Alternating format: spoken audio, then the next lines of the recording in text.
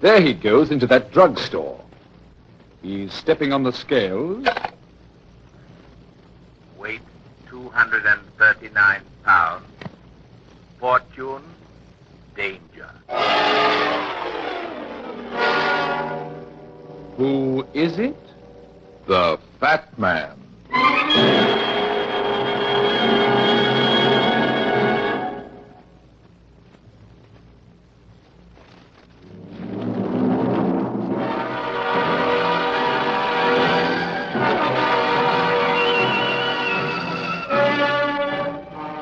And now here's the Fat Man in Murder and the Peacock.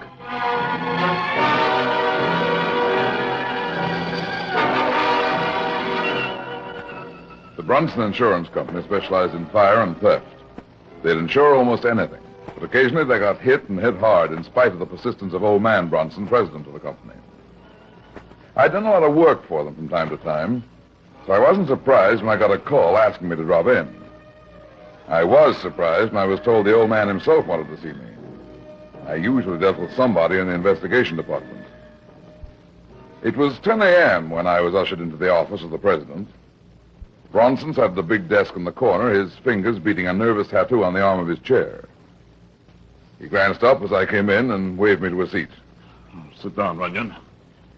I suppose you're wondering why I called you personally. That is a little unusual. This is an unusual case, Runyon, and a very important one to this company. Did you ever hear of Solomon's rope? The matched jade necklace stolen from the Mavis family 15 years ago? Yes. I don't know whether you know it or not, but this company had insured the necklace for $300,000. Yeah, and you paid off on it. Exactly. If you remember, the Mavis home was robbed by a gang of gunmen led by a man named Jack Kelly. The first of the Dillinger breed. That's right. The necklace was part of the loot. Less than 3 weeks later, the FBI trapped the gang, and in the gunfight that followed, killed most of them, including Kelly. The entire loot from the Mavis robbery was recovered, except for the necklace known as Solomon's rope. It was never found. I thought the police figured Kelly broke it down and got rid of it stone by stone before the FBI closed with him. I'm not the police, Runyon. I'm a businessman. $300,000 represents a tremendous investment to this company. Besides, I think the police were wrong in their theory. Why? Look at it this way. Kelly was just a gunman with more nerve than brains. The FBI was closing in on him. He didn't have much time. He had plenty of ready cash. Why would he take the trouble to get rid of the necklace stone by stone? I think he liked it and hid it someplace. Maybe he thought he'd give it to some girlfriend. 15 years is a long time, Mr. Brunson. Why the sudden interest? Well, I'm coming to that. If you remember, there were 2 members of Kelly's gang who weren't with the rest when the G-men closed in. One was a little weasel-faced fellow named Tucker Malone. I remember. They caught him 2 days later hiding in a flop house in Chicago. That's right. And the other missing member was a girl named Kitty Cassidy. They didn't know too much about her and never did catch her. She's still missing. You think this Kitty Cassidy got the necklace? No. She hadn't been with the gang long, and she wasn't Kelly's girl. I don't think she would have known where Kelly hid it, but I do think Tucker Malone might know. He got life, didn't he? Yes, but his sentence was commuted. He was released from prison 3 days ago. And now you think he'll go after the necklace? Exactly. It seems to me you missed a bet on not having somebody pick up his trail when he got out. He might be hard to find by now. Oh, I did that purposely. I didn't want to arouse his suspicions. Now, do you think you can find him? I can try. Good. Then you'll take the job? Yeah. Oh, and by the way, Runyon, I might add that there is a $10,000 reward posted by this company for the return of the necklace.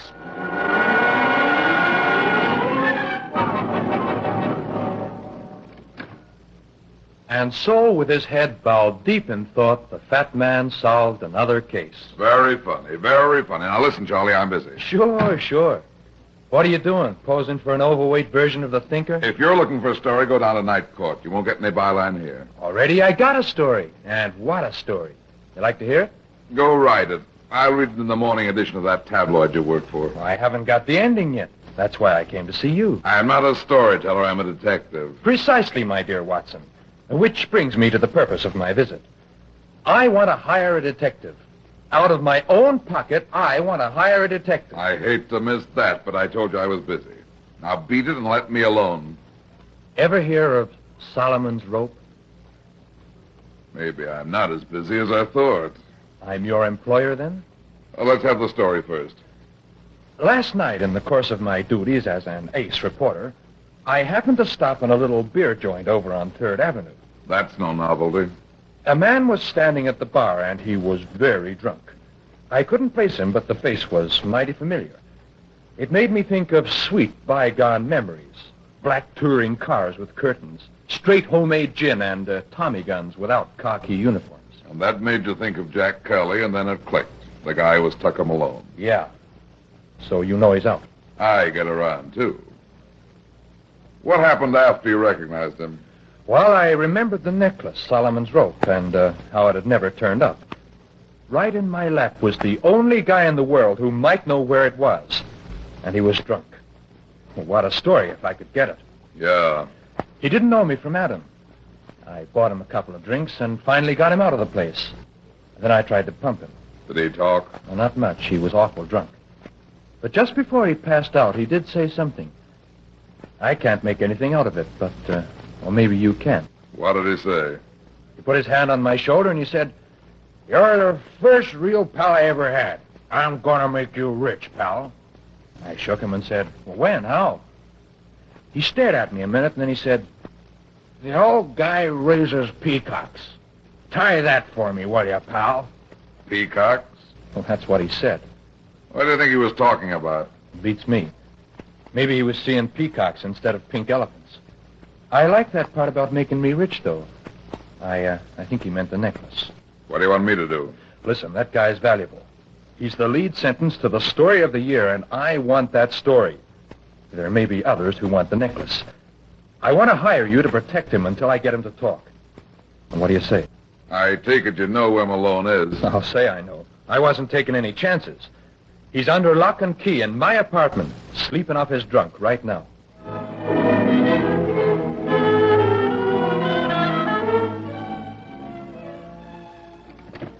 In here. You'd better make some coffee for Malone. That's a good idea.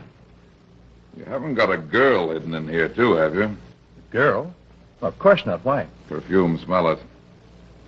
It's constant love. Yeah, you're right. Well, that's funny. Where's the bedroom? Oh, that door over there. Come on. Hey, look at Malone. Cute, huh? Sleeping like a baby. Yeah.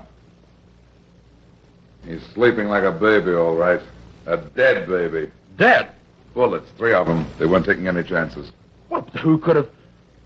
Hey, you don't think I did it? I don't know. But I didn't, Brad, I swear. I told you I left him here sleeping it off. Well, why would I kill him? He was my story. That perfume. It must have been a girl. She came here... Yeah, maybe. You're in a jam, Charlie. I didn't kill him. No, I don't think you did, but I'll have to call the cops. No, wait a minute, Brad. I'm in a spot. You said so yourself. I really need a detective now for myself. I gotta find this guy's murderer. You're still hired if you want the job. This is just the beginning of this thing. I think you're right about that. Oh, give me a break then. Let me knock out a story on this. I'll have a clean scoop. I'll call the cops the minute I turn my story in. Okay, Charlie. Thanks. You're sure nobody came up here with you last night except Malone? What do you mean? The perfume. No girl came with you? I've told you the truth, Brad. So help me I have. I hope so. Go ahead and write your story, but make it fast. And don't touch anything in this bedroom. When you finish, call Lieutenant Mackenzie at headquarters and tell him the truth.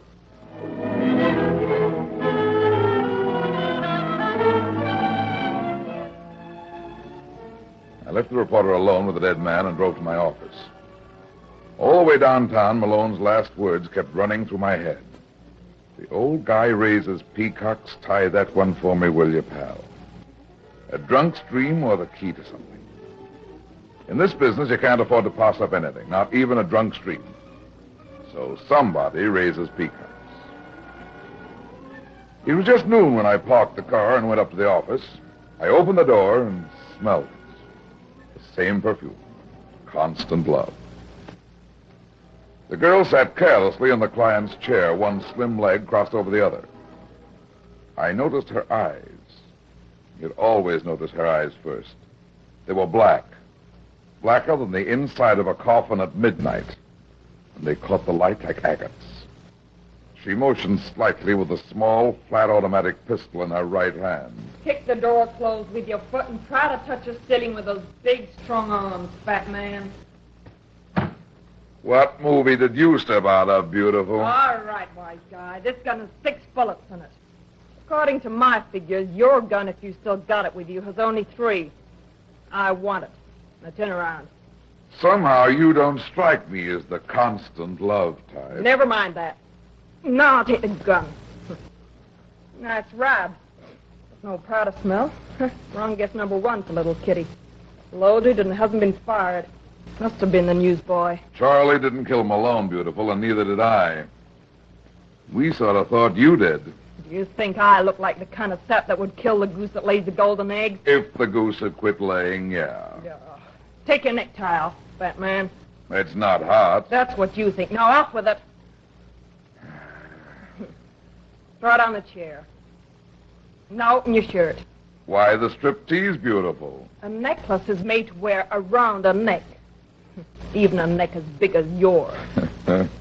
Smart girl, but wrong guess number 2 for little Kitty.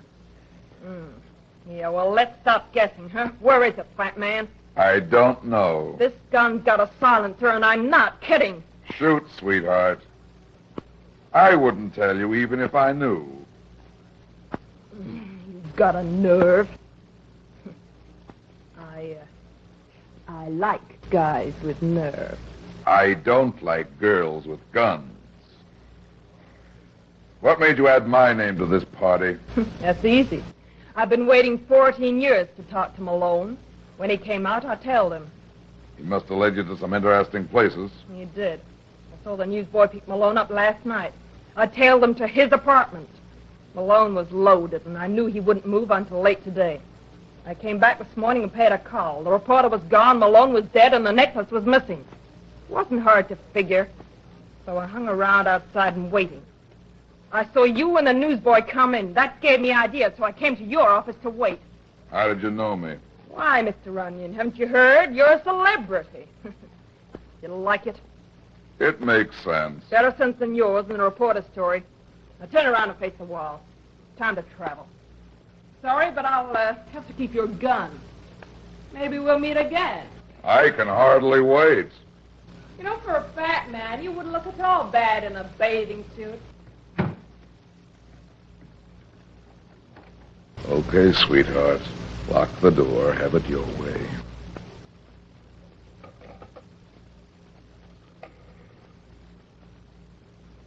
Operator, I'm in a hurry. Get me the city zoo. Yeah, that's right, the zoo. Yeah, quite a girl. I'd hate to have her for my first date. Hello, city zoo. I'd like to know the name of anybody who raises peacocks within 100 miles of this city.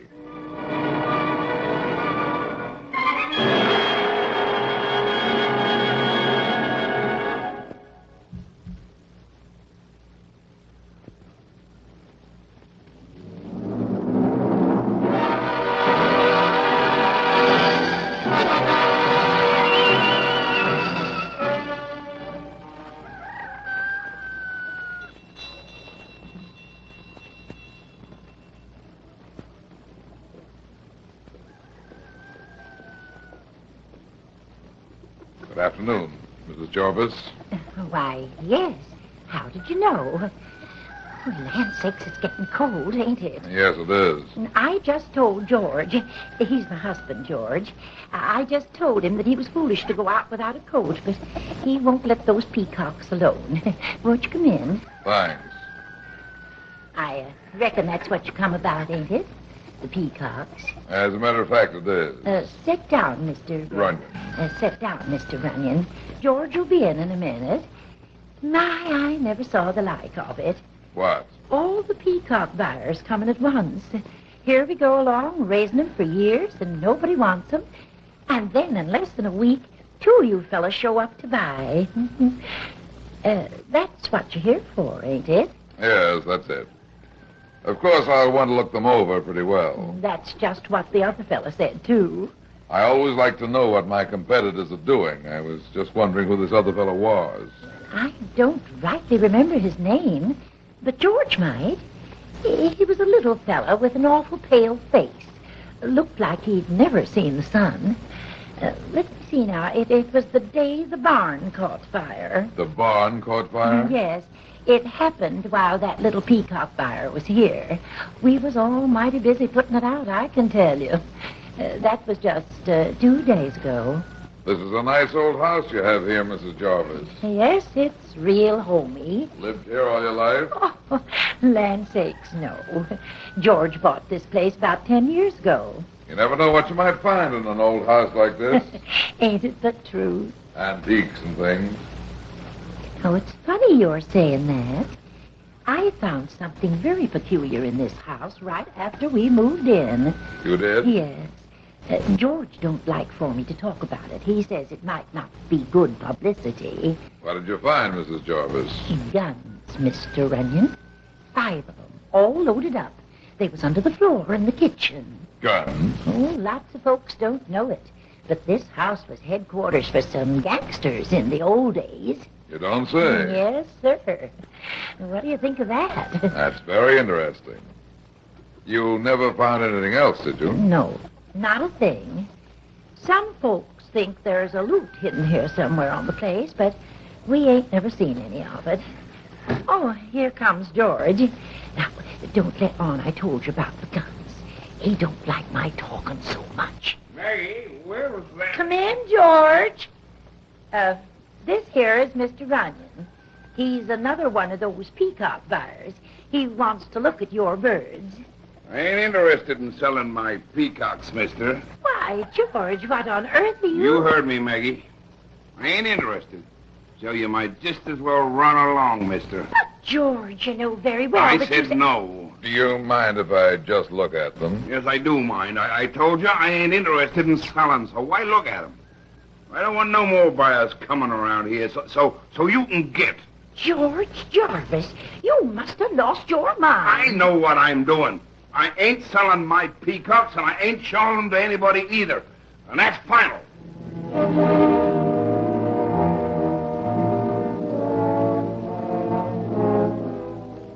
Hey, Brad, where you been anyway? I've been looking all over town for you. I was in the country, Mac, seeing a man about some peacocks. Peacocks? Look, Brad, I thought you and me were friends. That news hound says you were with him when he found the body. That's right. Well, why didn't you report it? You know the Calm down, Mac. I gave Charlie a break because he gave me one. Yeah, I'll say you gave him a break. The paper's already in the street when he calls up nice as pie and says, "I've got a murder for you, Lieutenant." I'm surprised he didn't wait for me to read it in the paper. Maybe he doesn't think you can read. Yeah. Well, I'm putting the heat on Charlie Blake. I think he killed Malone. Quit acting like a kid, Mac. I mean it. I think that news hound did it just to get a good story. I'd pull him in on suspicion if it weren't for the paper. They already made a big enough sap out of me. Now you're using your head again. Why don't you ask me about the peacocks? Yeah, what were you doing in the country, and what about the peacocks? The farmer doesn't want to sell them anymore. What are you talking about? Solomon's rope. Remember it? Oh, so that's why Malone was knocked off. I think so. But Kelly broke that necklace up and got rid of it before the FBI got him. I don't think he did. Why not? Because I think I found the place where Kelly hid it. Where? Is that what you mean about the peacocks? Right. A farm up near Statesville that Kelly used as a hideout once. A farmer and his wife live there now, and the farmer raises peacocks. I've got a hunch the necklace is still there. Ah, but that doesn't make sense. Malone must have had the necklace. Why else would he be killed? I think I know. You're crazy. Besides, we got a tip that Kitty Cassidy was in town. She's been missing for years and was one of the old Kelly mob. She must have done in Malone and got the jade. She's in town, all right, with a gun of her own and one of mine. Yours? What happened, Brad? She dropped in to see me, made me do a striptease, and took my gun. Well, that's one for the book. Why'd she do that? She thought I had the necklace. She didn't have it, and she came after Malone was killed. Where's Blake now? In his office at the newspaper, I guess. Come on. You've got to see him right away.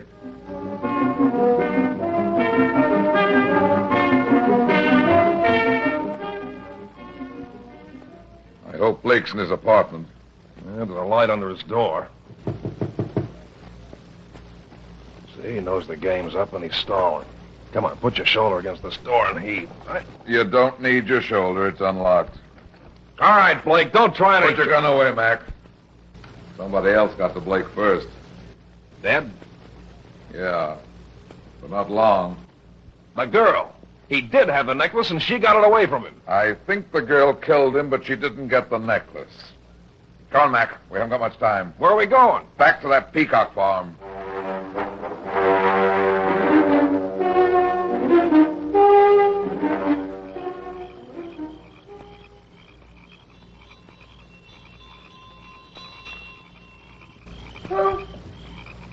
Who's there?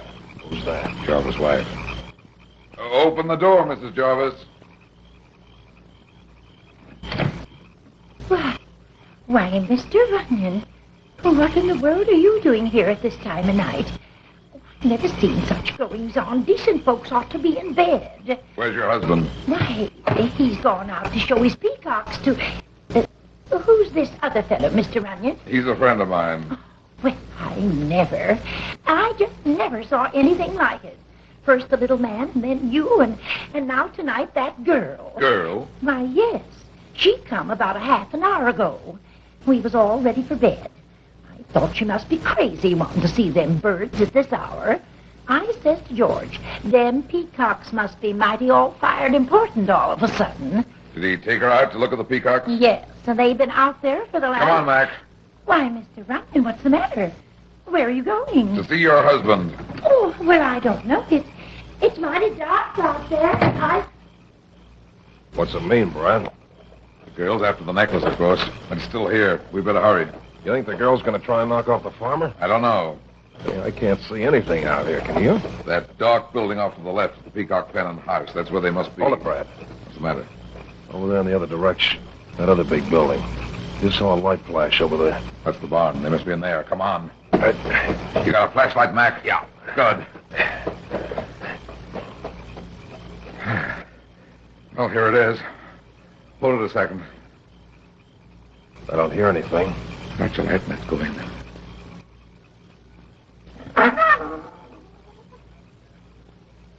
Jarvis, They're gone. shine the light around, Mac. No, there's nothing in here. Wait a minute. Shine it back there on that pile of hay again. I thought I saw something. Oh, it's just an old shoe. It's a shoe, all right, Mac. A girl's shoe, and the owner is still wearing it. Look. Dead. Is that... It's Kitty. Strangled with a piece of twine. Yeah. There's your murderer, Mac the farmer. He killed Malone and this girl. But Blake, he couldn't have killed him. No, Kitty killed Blake because she thought he had the necklace. When she didn't find it, she must have suspected the farmer of killing Malone. But why? Don't you get it? The farmer found the necklace. He had it all along. He knew Malone was after it. He probably followed him back to town, waited his chance, and killed him. Hey, what's that? It's a peacock screaming. Somebody's in the pen. Come on. But the peacocks, what are they I screaming? don't know. That was a shotgun. It came from the peacock pen. Hurry, Mac. Here's the pen. He's gone. Look! They're on the ground, Mac. A dead peacock. He shot it. But why? I think I know now. Come on. He's running off through that field with one of the birds. He probably broke the bird's neck to shut it up. He's not too far ahead. Yeah, but it's so dark it'll be hard to see.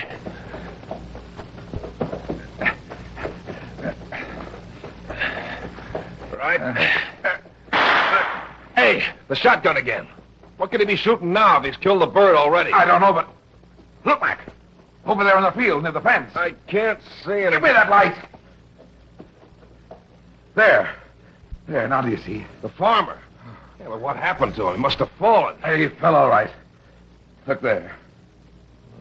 Golly, half his head blown off. He tripped in the dark, and when he fell, the shotgun went off and hit him. Well, that'll save the state a lot of trouble. What about the peacock he was carrying? Dead, too. He wrung its neck while he was running. Yeah, but I don't get it. What did he want with the bird? This, Mac. Look here where I'm shining the light, here on the bird. I don't see anything to... Well, I'll be darned. The necklace. Smart boy, that farmer. What better hiding place could he find than the plumage of a peacock? How'd he manage it? Easy. It's strung around the body of the bird and held in place by a piece of wire. The green color of the jade fits in perfectly with the green feathers of the bird. But why did he shoot the other bird back there? It was dark. He thought he had the bird with a necklace. He shot it so he could get it off easier. Then he realized he made a mistake. He probably heard us coming and didn't have time to shoot this one. Or maybe he wanted that one remaining shotgun shell to fire at us. Yeah, but it got him instead. That's irony, isn't it? Yeah. Wait a second, Mac. Wait till I get this necklace off. There. Come on, let's go. Well, you got your necklace and I got my murderers, even if they are both dead. Yeah. And we're each $5,000 richer. Huh? Hey, what are you talking about? That's right, Mac. There's a $10,000 reward for the recovery of this necklace. You helped me get it, so I figure you're entitled to half the reward. Do you mean to say that I'm going to get $5,000 all at once? Uh-huh. $5,000. I guess you'll be able to... Hey, Mac! Mac, what's wrong? What? Well, I'll be. That's the first time I ever saw a cop faint.